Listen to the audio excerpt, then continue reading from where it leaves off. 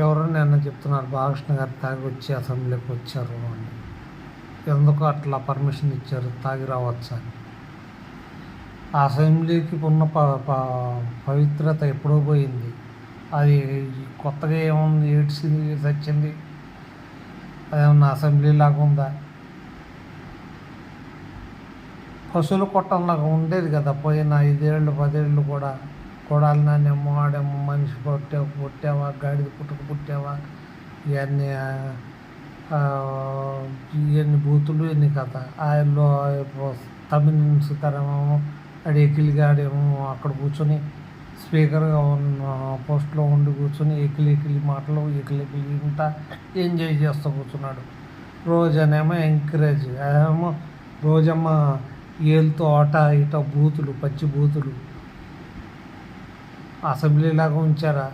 ఆ అసెంబ్లీలో అప్పుడే తాగొచ్చింది ఆమె. ఇప్పుడేమో కొత్తగా ఉంది. ఎప్పుడూ కొత్తగా తెలిసిన వాళ్ళు చెప్తున్నారు అసెంబ్లీలో పవిత్రమైన అసెంబ్లీ. ఇప్పుడు అంత పవిత్రంగా ఉంది అసెంబ్లీ.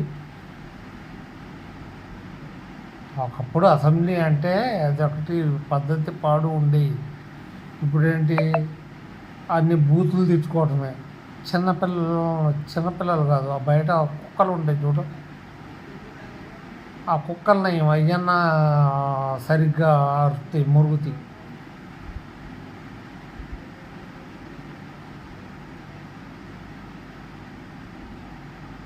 మరి ఈ సినిమాల్లో యాక్టింగ్ చేసినాడు, అన్ని సినిమాల్లో యాక్టింగ్ చేసినాడు. ఆయనకి తెలవాలి, విఘ్నత ఉండాలి. మనం అసెంబ్లీకి తాగి రావాలా తాగికొని రావాలనేది ఆయనకు ఉండాలి. ఇక అన్నీ ఎవడు చూస్తాడు? నువ్వు స్నానం చేసావా, నువ్వు ఒంటి కడుక్కుని ఉన్నావా, ఇవన్నీ ఎవడికి కావాలి? ఆ పవిత్రత అక్కడ ఎప్పుడో పోగొట్టుకున్నారు అసెంబ్లీలో పవిత్రత.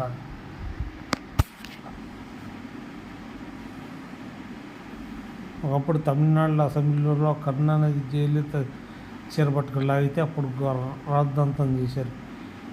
మొన్న అంతకుముందు వైసీపీ హయాంలో గోనమ్మన అసెంబ్లీ సాక్షిగా తిడతా ఉంటే సొంత బాలకృష్ణ గారే ఏం మాట్లాడలేదు ఆ రోజు.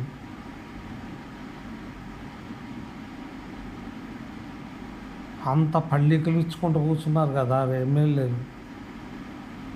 ఇట్లాంటి ఎమ్మెల్యేలని మనం ఎన్నుకున్నందుకు మనం సిగ్గుపడాలి. అయ్యందుపూర్ ప్రజలు సిగ్గుపడాలి.